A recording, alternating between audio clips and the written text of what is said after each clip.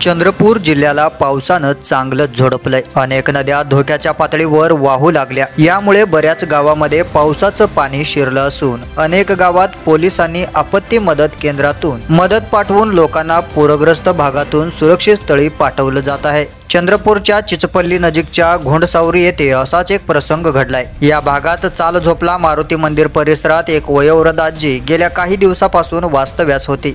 ती ज्या घरात राहत होती त्या घराला पुरानं वेढा दिला। चौफेर पाणी घरात एकटी आजी। पाण्याची पातळी वाढत होती, त्यामुळे आजीचा जीव धोक्यात आला होता। प्रशासनाला याची माहिती मिळताच मदतीसाठी पोलीस बचाव पथकाला